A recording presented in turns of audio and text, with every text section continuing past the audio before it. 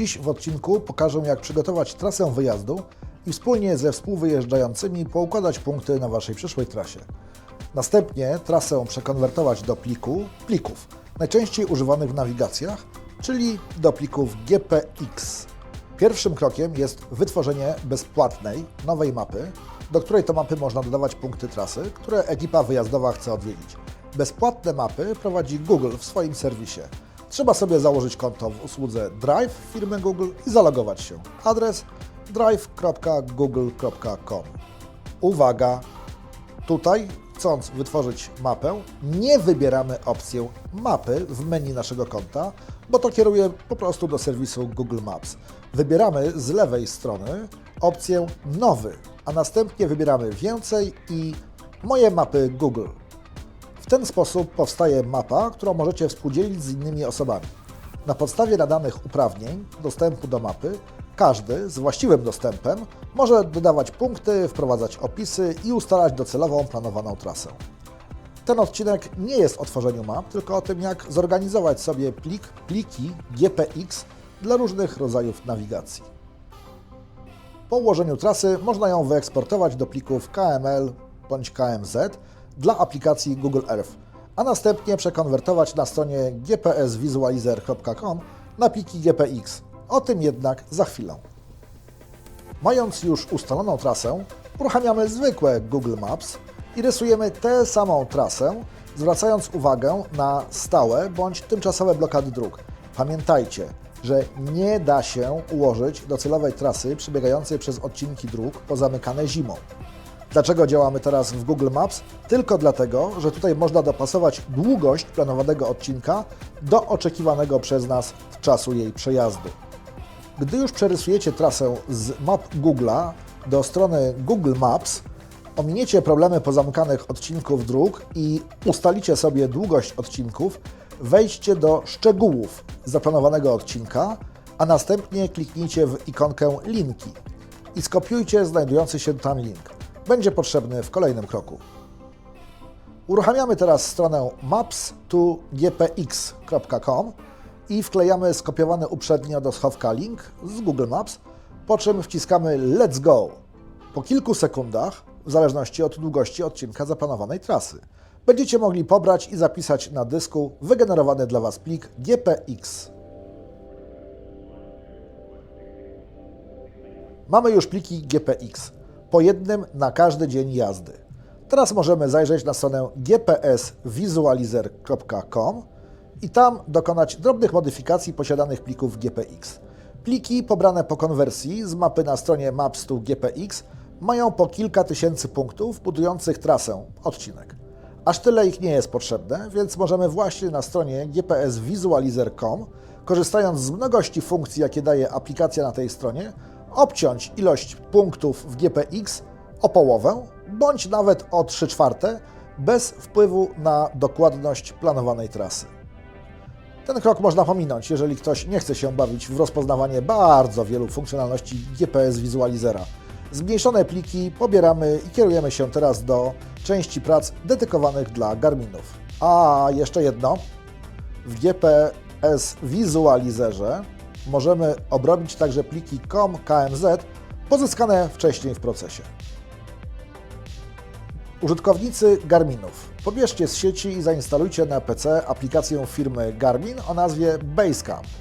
Wgrajcie do niej pomniejszone już pliki GPX po obróbce w GPS Visualizerze i sprawdźcie na aktualnych podkładach mapowych, czy zaplanowana trasa pokrywa się z drogami w Basecamp. Tutaj wyświetliłem tylko logo Basecamp, a aplikacja, którą widzicie w tle, to dużo starsza wersja Basecampa o nazwie MapSource. Zasada działania obydwu programów jest identyczna, a funkcjonalności nigdy nie porównywałem. Od 20 już lat używam MapSource'a i jestem zadowolony. A teraz najważniejsza sprawa. Do urządzenia Garmin wgrywamy nasze odcinki, pliki GPX właśnie poprzez aplikację Basecamp. Wiem, do Garmina można wgrać pliki z poziomu telefonu, ale niestety później trasy nie są poprawnie wyświetlane. Nie wiem, czy jest to wina oprogramowania w urządzeniu, czy jakichś ograniczeń, czy też moich kolegów nieumiejętności pracy z plikami GPX. To nie jest ważne. Najważniejsze jest to, że rok wcześniej Kamil załadował 14 odcinków tras na 14 dni naszego wyjazdu na Bałkany i jak mówił, wszystko było idealnie.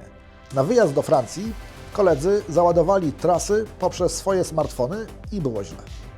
Traki wiodły poza drogami, nie zgadzały się zakręty, a jedyne co było ok, to pierwszych 250 punktów trasy i azymut jazdy. Ciut mało jak na dobre ogarnięcie wyjazdu.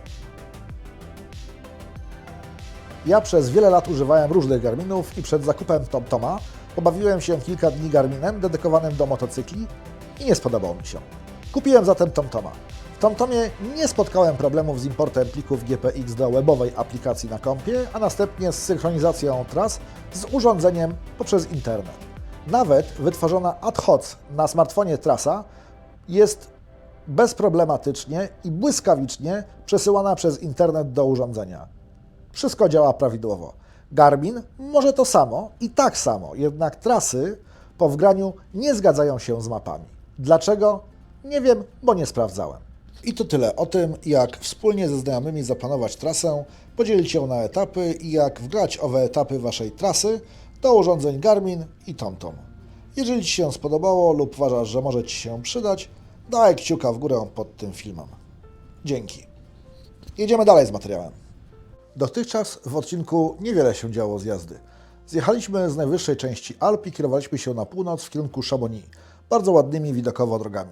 Z ciekawostek powiem, że już kilka dni temu podjęliśmy strategiczną dla wycieczki decyzję o tym, by zamiast dokończyć Route des Grandes Alpes nad jeziorem Genewskim skręcić do Chamonix i wjechać gondolą do Aiguille du Midi, by z tamtejszego tarasu widokowego podziwiać masyw Mont Blanc. Koncepcja wydawała się być słuszną, gdyż zaczęło mocno padać. Schowałem więc kamerę z motocykla, założyliśmy przeciwdeszczowe ciuchy i śmignęliśmy do wspomnianego miasta. Każdy, kto chce wjechać gondolami do Aiguille du Midi, niech najpierw sprawdzi prognozy pogody i obraz z kamer internetowych z Midi jeszcze przed zakupem biletów na wjazd. My z dołu, z Chamonix, widzieliśmy gęste i deszczowe chmury, a widoczność z kamer była zerowa. Dziś nie obejrzymy Mont Blanc i pełni nadziei na to, że niżowy front nie przedrze się przez góry, poszukaliśmy pola namiotowego po południowej stronie Alp. Po włoskiej ich stronie, zaraz za rogiem Szwajcarii, w Dolinie Aosty.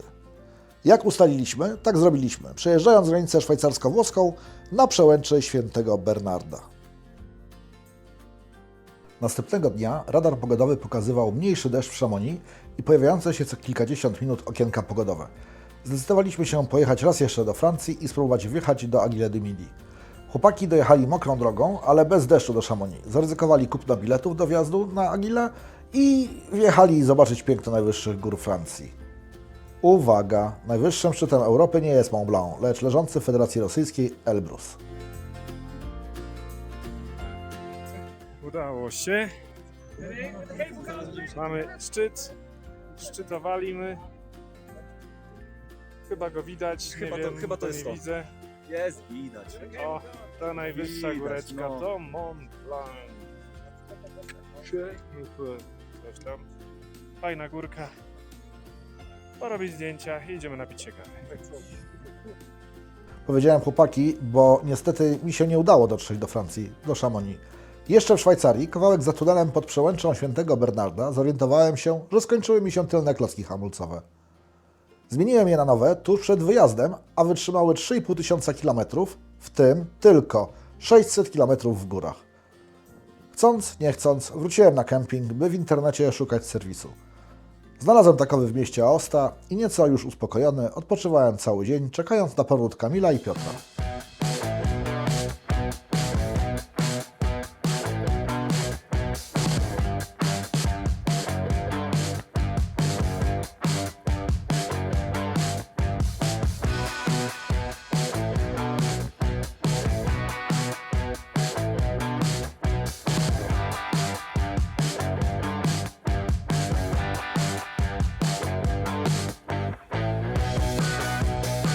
Okienko pogodowe w Aiguille du Midi skończyło się, więc chłopaki zjechali gondolami do Chamonix i wrócili na kemping. Znów przejeżdżając, lecz tym razem na sucho, przez bardzo urokliwą przełęcz Świętego Bernarda. Masyw jest przeogromny. Jak się spojrzy, to jechaliśmy po Alpach i nagle trochę większe Alpy, takie większe Alpy się pojawiły. No, takie zdecydowanie większe.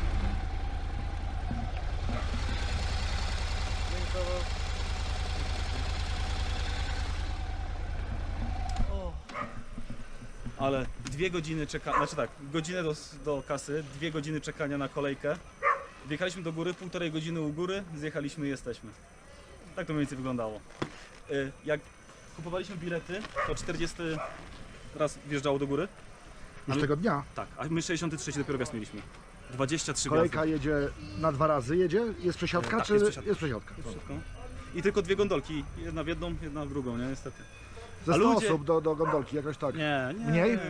40. Do 40 Dobra, to chyba dobra, maksimum. dobra, I okej. jakie są te, wiesz, słupy, nie? I że tak gondolka robi taki, nie? Będzie Jezu, panika wielka. Nie, bo ludzie czasami, wiesz, Zwłaszcza, mało zwłaszcza kto skocznie. jeździ. Tak, jak... zwłaszcza Chinki. No tak, bo skośnocy Japonki? oni na narty nie jeżdżą. No, Oni nie takie- znają tego, a na krzesełkach jest co chwila. Hop, hop, hop. I w drugą stronę jak zjeżdżaliśmy, jak jest ten słup taki pierwszy, co dopiero jest ta stacja początkowa, ten najdłuższy taki dystans, Okej. nie? Wyjechała ta gondolka i ją tak bujnęło i się rozbujała i będzie A tak, bo ona się zaczyna bujać przód tył. Tak, ona I ma ludzie tam na wzdłużnym jest Ludzie po... mdleją tam. Ty, gościu tam wjechaliśmy windą do góry, nie? Bo na Aguemidia, a potem jeszcze się tam na ten punkt widokowy, taki taras dodatkowy To wjechaliście. jeszcze Dobrze, jest dobrze. trzecia kolej. Tak, To jest trzecia kolejka w ogóle się rozumie. No ale to już nieważne. I gościu u góry tam już mdlał, tam wiesz, 3800, nie? No 3800 to już jest, Już Aqua di sobą Midi zrobiło? jest 3800. Wsiedliśmy do windy, on wsiadł z nami, zaczęliśmy zjeżdżać w dół i odleciał. Ja go trzymałem z przodu, Piotrek go trzymał z tyłu i dopiero tam babka krzyknęła przez ten, jak zjechaliśmy na dół, nie? I gościu przyszedł, tam wyciągnęli go i... Mniej tlenu, Tak, problemy sercowe i tyle, no.